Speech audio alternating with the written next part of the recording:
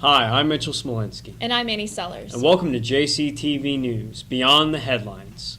For our first story today, let's send it to our man on the street, Chris Hill. Hey, John Carroll. It's your man on the street, Chris Hill here. This last week, the Powerball lottery was a big deal. So I went around asking students what they would do if they won the lottery. If I won the lottery, I would definitely give some money to my family and save for college, basically, because, I would be paid, obviously. But, yeah. I would give it to charity and help my friends and family that needed it. If I won the lottery, I would buy a bigger house.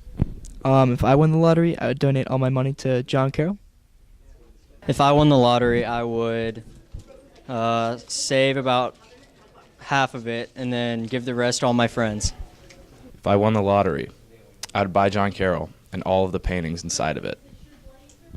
If I won the lottery, I would buy every single Moe's in the world. I would buy every single animal in any animal shelter. If I were to win the lottery, I would start my own record label. If I won the lottery, I would buy a Ford Raptor and John Carroll and tell everyone that there's no school, ever. If I won the lottery, I would buy a mansion in Hawaii and get a whole bunch of Lamborghinis. If I won the lottery, I would give back to my parents, donate to charity, keep some for myself, save some for my future family, and yeah. That's all for this week. Back to you, Annie and Mitchell. Those sound like a lot of great ideas, Chris. And now we have field reporter Alexis Glenn with the dress code do's and don'ts. Hi, John Carroll. This is an announcement from your administration regarding dress code. Here I have a few items about dress code don'ts, such as non-brown or black belt, non-navy or black socks, and non-John Carroll merchandise. These are don'ts. You should not be wearing these items. Now, here I have Michaela to model a dress code uniform. So we have a polo shirt with John Carroll cardigan, appropriate, yes, and a brown belt. And look at that, black socks. Thank you, Michaela. So that is all. Back to you, Annie and Mitchell. That facial hair doesn't look dress code, Mitchell. Well, I'll be sure to shave it. Let's send it to weather, Patrick Kolar. All right, John Carroll, it's time for your weekly weather forecast. Tomorrow, expect thunderstorms with a high in the mid-50s and a low in the upper 40s with an 80% chance of rain. And on Friday, expect showers with a high in the upper 40s and lows in the upper 20s with a 70% chance of rain. On Saturday, expect a cloudy day with a high of about 40 and a low in the mid-20s with a 0% chance of rain.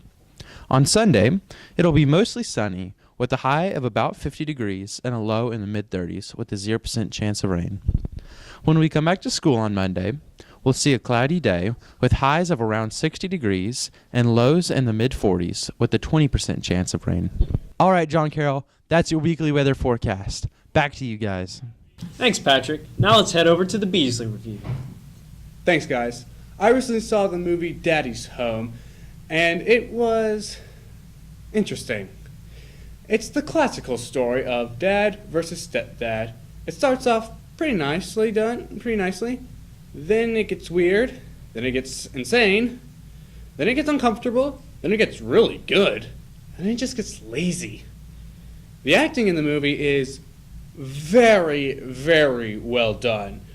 With Will Ferrell from Talladega Nights, Elf, Megamind, all those good films, starring as the stepdad, Brad, and Mark Wahlberg, who seems to have made a full recovery from The Happening, starring as the real dad, Dusty. This is a comedy, which means humor needs to be great, although humor just seemed to be all right in this movie. There were moments of comedic gold, for sure. However, there were running gags that didn't work at all after the second time it happened. There were moments where I felt I should be laughing at this, but it was really, really painful to watch and just didn't make me feel right at all. The story is really formulaic and pretty predictable. However, they do a good job with it, even with that being said. And it's also pretty cliched. And while I did like the ending of this movie, like I said earlier, it felt really lazy and just like a fifth grader could have came up with that ending. I mean, they did it well, but that was mainly due to the acting that I already said was very well done. As a total, I give Daddy's Home a 7 out of 10. Back to you, Mitchell and Annie. Now let's send it to your favorite sports anchor, Tori Coker. Hey guys, I'm here with my new co-sports anchor, Haley Archer. First, we'd like to congratulate the guys on their win against Briarwood. And congratulations to the girls for defeating Briarwood and Pelham. Now let's look at the highlights from the games against Homewood.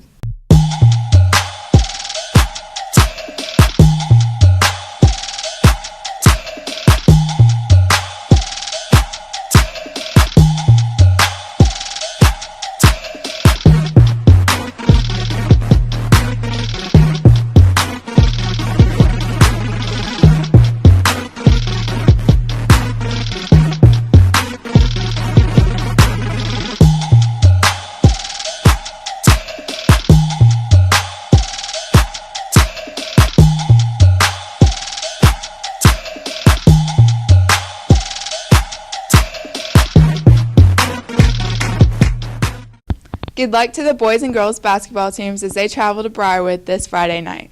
That is it for sports. Now back to Mitchell and Annie. Thanks, Tori. Well, that's our show for this week. We'll see you next time on JCTV News Beyond the Headlines.